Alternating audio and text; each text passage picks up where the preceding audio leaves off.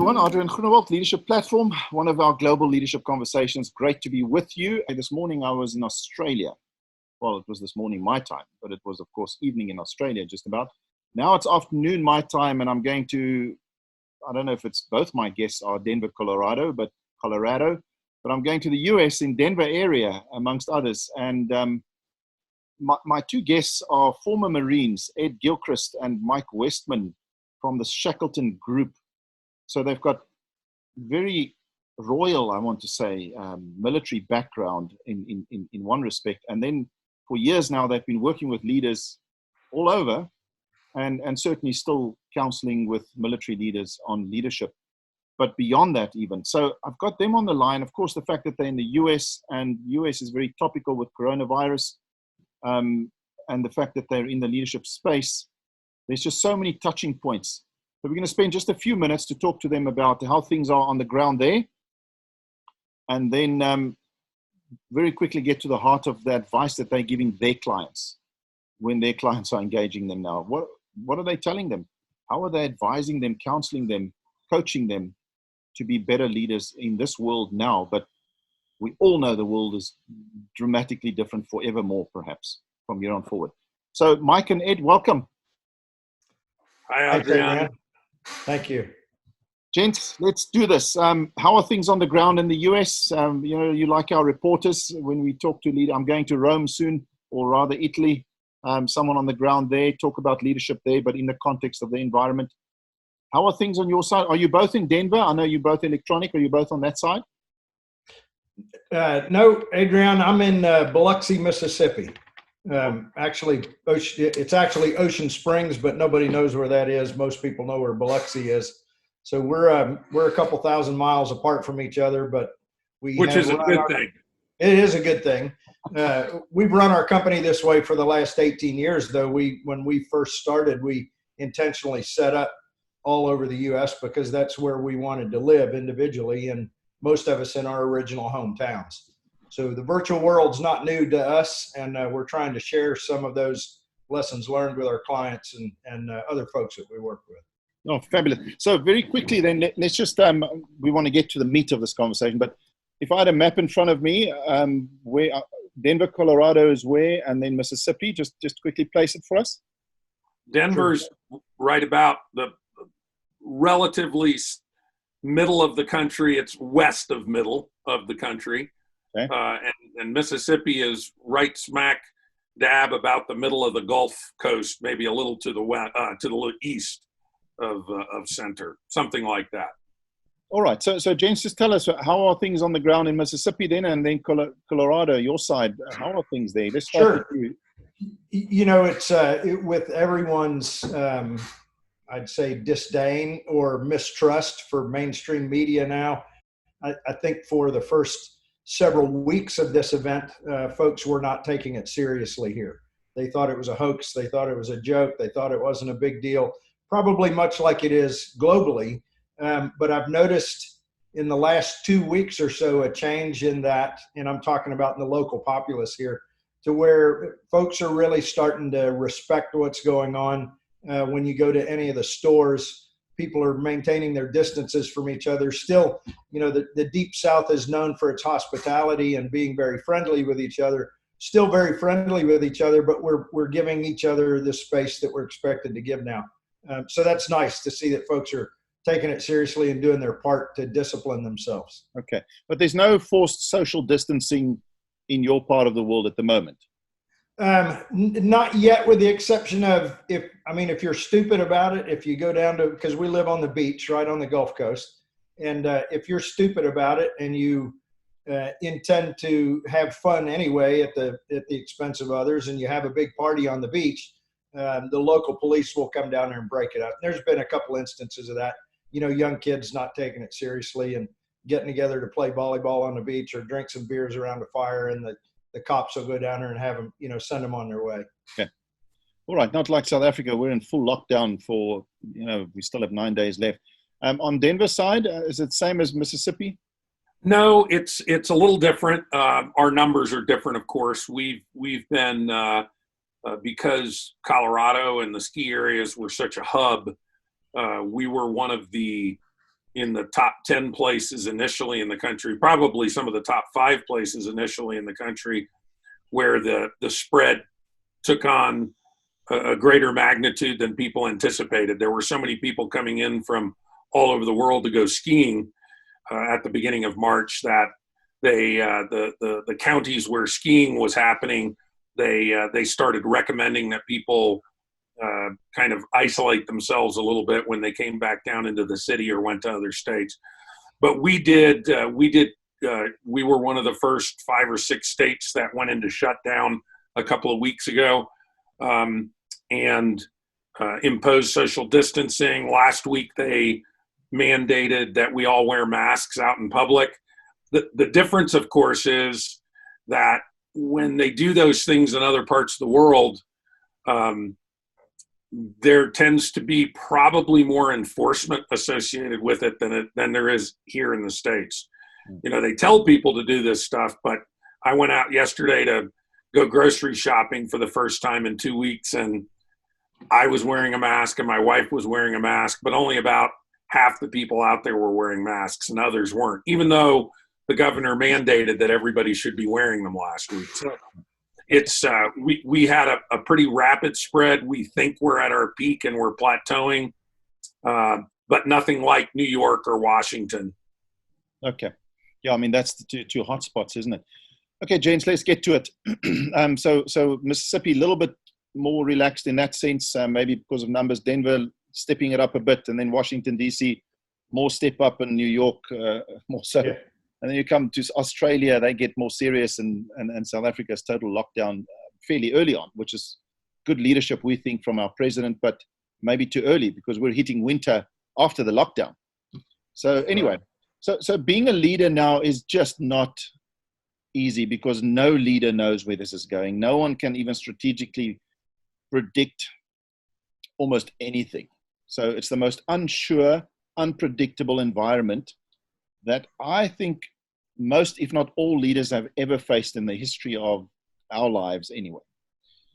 What are you advising your clients? What are you saying to them? What are you feeding to them? You're not necessarily visiting with all of them, but what are you writing to them? I know you're pushing online programs and so on for Shackleton Group.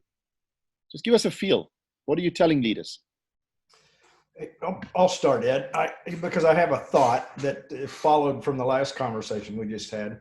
I think the biggest part for me, Adriaan, is that this isn't about, you're not going to solve this with technology. You're not going to solve it with the knowledge of how to operate in the virtual environment or how to operate in a disparate group. You're going to solve it with behavior. And behavior is a function of leadership at all levels of the organization. And whether you're imposing law like you mentioned in your country or in Australia, or you're depending on the self-discipline of the folks in the organization, in the community, in the business, it's about behavior, and behavior is what needs to change in order for us to come out of this on the other side of it with minimal loss, right? And I think that applies for everything. It applies in the business world and the military, law enforcement, and everything. Does that make sense? Yeah, I mean, what you're saying is valid. I mean, that's why you do leadership training and spend billions on leadership training so that you can change behavior and then change culture, and people must adapt new habits in order to change. And so now we're needing to do it so fast, and it hits home a little bit faster when maybe someone close to you die, then your behavior changes faster, perhaps. Okay, so that's very good. Let's chew on that. So you would be saying to leaders, hey, in one sense, this is still about leadership and changing behavior. Behavior is going to solve it. Electronics or the digital world is helping us cope with it to some degree to be able to communicate and keep things ticking over and so on. But that's not what's going to solve it. This is about behavior change up to a personal level. So I have to personally take accountability and change. Ed, your comments?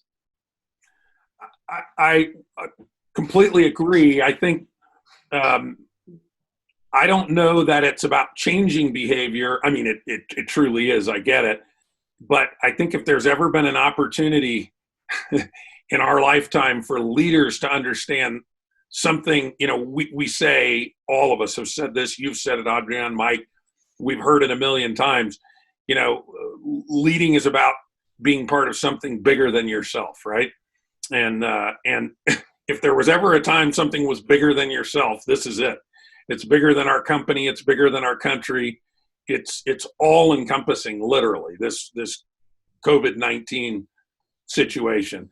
So I do think that we want people to behave. And I think for maybe one of the first times in our lives, we're seeing people where they really do have to behave for the greater good, which is the way we should probably always be behaving. We just don't tend to. I think the greatest thing, the conversations, and we have different conversations as leaders, right? Whether or not there are some leaders that are our clients that we can have conversations with. There are others that, other leaders that are our clients that we can have more open conversations with. But I think probably the thing that strikes me the most, or as being the most imperative right now, is exhibiting balance in how we behave. We have to be transparent as leaders.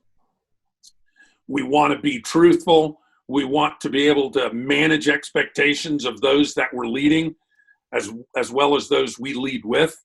But at the same time, we don't want to frighten everybody, into the prairie dog hole, right? We need to be realistic. So I think finding that balance all the time in how we behave. We've seen lots of examples, news media, politicians, it runs the gamut of extremes on the questions they ask, the sensationalism, the politicking, all in an inappropriate time when all of those people have a leadership role where they should be exhibiting and applying balance and saying, what do we need to know and what do we need to do? What are those two things? To our company, we're telling people, look, the economic situation is tough. It's creating problems, but we collectively have some control over that. And while our goal as a company is to remain whole, we also have to apply ourselves as dramatically as possible and have our clients recognize this is a great opportunity to work on leadership and work on organizational development. So, leverage the opportunity appropriately, but provide balance. So that's a lot of information, but those are my thoughts. So behavior for the greater good, balance in how we behave.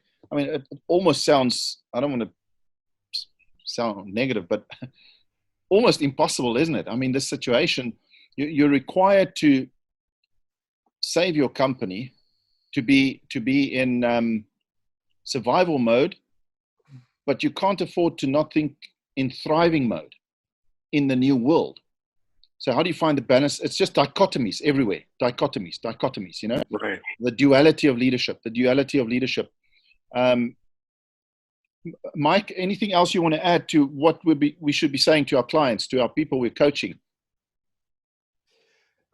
No, I think for me, the biggest part with coaching with folks that are in larger organizations is to drive home the point that leadership exists at all levels of the organization.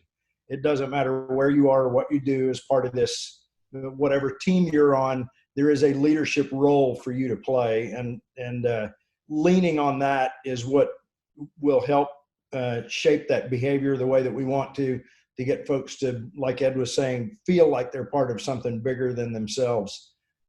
We always tell the analogy of the guy walking in from the parking lot and picking up the cigarette butt on the sidewalk and throwing it away in the trash on the way into the office because he feels that level of ownership with the organization. And that cigarette butt was trashing his sidewalk, regardless of where he resides. That's the level of commitment and behavior and self-discipline that it's going to take even for small companies like us to continue to survive.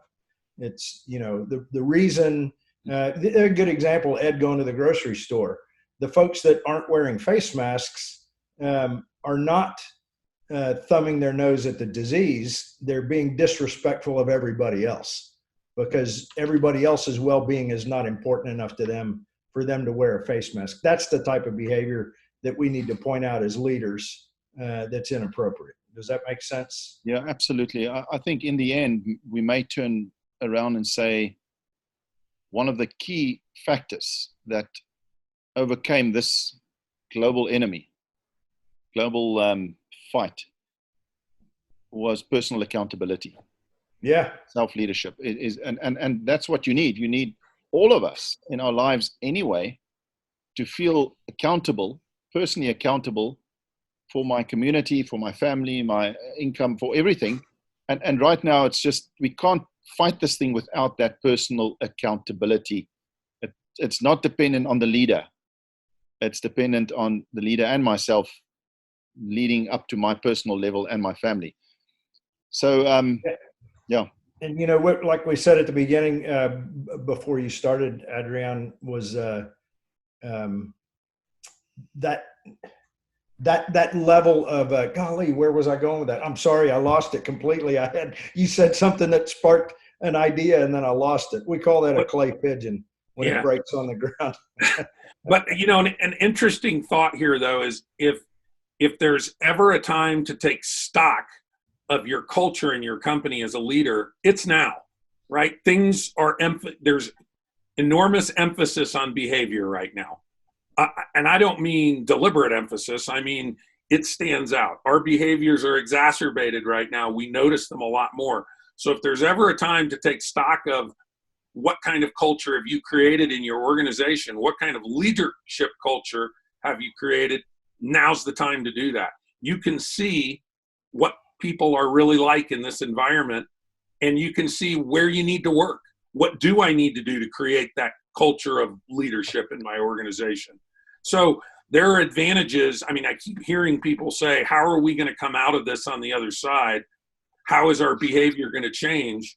And in reality, unless there's not dollar signs attached to the change, we'll probably drift back to a lot of our other normal behaviors down the road. I don't mean to say that to sound pessimistic, but human nature is what human nature is. When you look at, you know, thousands of years of history, we repeat the same behaviors over and over. We repeat the same kind of tendencies over and over, despite the lessons. Lessons are learned immediately afterwards. You know, it's what did you tell me once, Mike? You told me it's amazing how many people find God in prison, right? That's it. Yeah. You know, we find our personality, and we find all these great revelations in adversity. But when things are good again, those things fade into our memory. Yeah, it's because it's hard to keep that up. It's hard to be selfless. It takes work. It's hard to behave that way and to be, you know, to truly commit to something bigger than yourself. And if we allow that to no longer become a priority, then the laziness in everybody will take over, and we will drift back to where we were pre-corona. Yeah, and I would also say, Adriaan, one of the benefits that Mike and I have and our team has is we, by and large, we really work with some good leaders who recognize that it's important to take stock of what's bigger than us and what we need to do for the greater community. So we are lucky in that regard. We do get to work with some really good leaders. So it's more of a conversation. We take as much advice from them as we give, you know? Mm. So I hear what you're saying, and I'll forward an article that I just wrote now. And I'm saying that the irony is that this virus has, with the power of hindsight, shown us as a society that we needed a pause, that we somehow needed that moment to take stock and to rethink, renew, or course correct, and then to reboot, but decide, how do I plug myself, my family, my company, my organization back into this new world at the exact right time? You talk about culture, Ed. revisiting one's culture and saying, okay, the culture we have, is that going to be relevant in the new world? If our culture was very image driven, having a beautiful building next to the highway, is that still valid in the post-coronavirus life, if there is even a post-life? Or where are the values now? Is it shareholders or people? What is our core culture going to be? But also our core structures, our core offering, our core philosophies and policies. Got to rethink all of that, I think, because we've been given this opportunity to renew and to rethink and check everything. But it's not easy when you're in survival mode. And that's what I'm seeing. Some companies are in survival mode. So they don't get this time to renew and rethink and do. And then in South Africa, you've got people like me who've got the animals and the bush around. And I'm very busy, but I've got some time to maybe think. And I've got some space to go outside and have animals coming to my door. And on the other side of the country, there are millions who live 7 people in a tin shack. Yeah, they can't even put their feet outside the door, and the police and the military are on them. So gents, just last thing from my side, but you're welcome to add some more. What we see coming down on our country, and it will be others as well, of course, is the military. So we've got to somehow institute discipline, and the time might come where people must be forced to put on their masks and not do it voluntarily.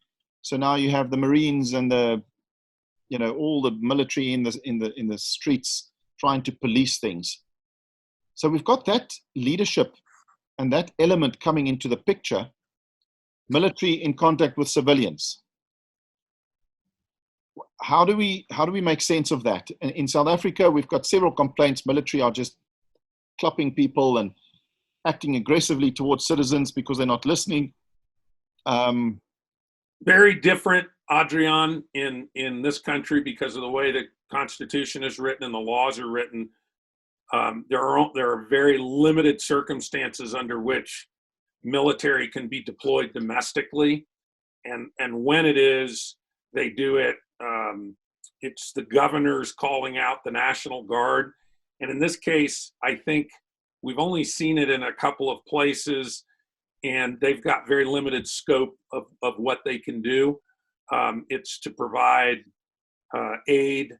They're not allowed to provide law enforcement. There's just the way the laws are written. And I'm glossing over this, and I'm practicing military and civilian law right now without a license because I don't really fully grasp it. But we had Dr. Birx, who used to be the head of the CDC, and she's on the president's coronavirus panel task force right now, was an Army colonel. You see her on the news all the time. She's talking next to the president. And she made a comment yesterday. She said, "This is the first time in my lifetime that I've ever seen the military deployed domestically."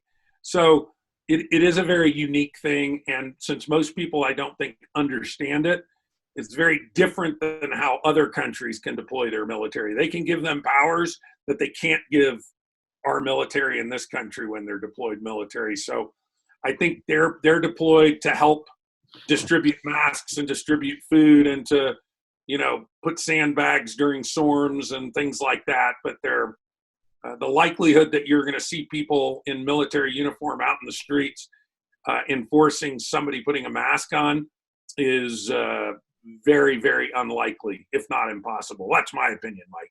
Yeah, no, I agree. It's a different scenario here. You may see them, they could enforce roadblocks and things like that and quarantines, but it would be as a more of an extra peripheral kind of control rather than anything by force. That hasn't worked well here in the past since like 1775. You see the doomsday movies, don't you, where the military is deployed because it's the end of the world and they're in the streets in America and that sort of thing. So maybe based on that, one gets the impression that they are deployed. The what do you call it? The National Guard. The National Guard. You get the impression they get deployed quite quickly, but from what you say, it's not something that's done lightly.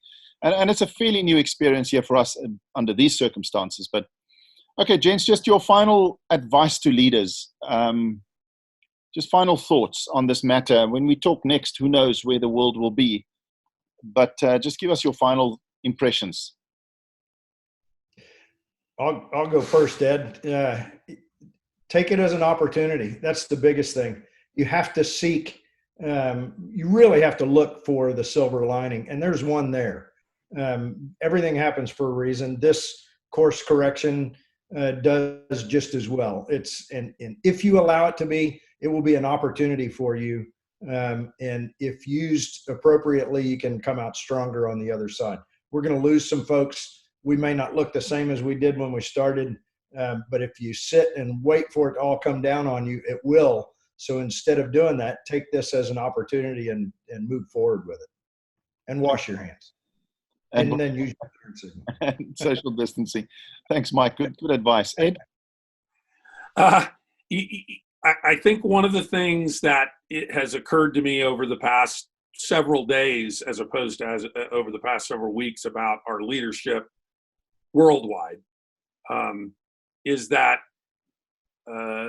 they've been very guarded in some regards about forcing things, and in some regards they're enforcing certain things. And I think at the end of the day, we're not going to convince somebody. I'm not going to convince my father-in-law or my mother-in-law or some of the older folks that this isn't nonsense and that they went through tougher times 60 years ago or 70 years ago. And I'm not going to try to convince them that I'm right or they're wrong or vice versa. I think the one thing that keeps coming to mind for me is St. Francis's old saying, that preach Christ at all times, if necessary, use words. It doesn't matter whether you're religious or not, or whether you believe in what you believe in. It's still a very valid comment. I think the thing that's going to make the greatest difference for our youth and our young people is to demonstrate to them that the behavior that we expect to see is the behavior we all need for everybody. And I think just setting the example as leaders, or at least trying to, and being upfront about it, is going to probably at least move the needle somewhat in the direction we want it to. Yeah. Ed Gillcrist and Mike Westman of Shackleton Group, all the way in the US, Mississippi, and Denver. Thank you so much for your time and those beautiful mountains in the background and the beautiful white doors. Mississippi. And these are difficult times. These are very difficult times, and I'm sure your words will help a lot of leaders out there. I feel for leaders at the top. We must realize they're doing their best. Hopefully we're doing our best, and we're all holding ourselves accountable. Thank you for your time. Thanks, Adriaan. As always, thank you for including us in these conversations. It's a two-way learning for us as well. So thank you. All the best. Hopefully it's a slightly healthier world when we talk again next time. Let's hope. Thanks. Yeah. And cheers. I'll have a better background for you. That's fine. It looks cozy and warm. Yeah. All the best, gents. Cheers. Bye. Thanks. Bye.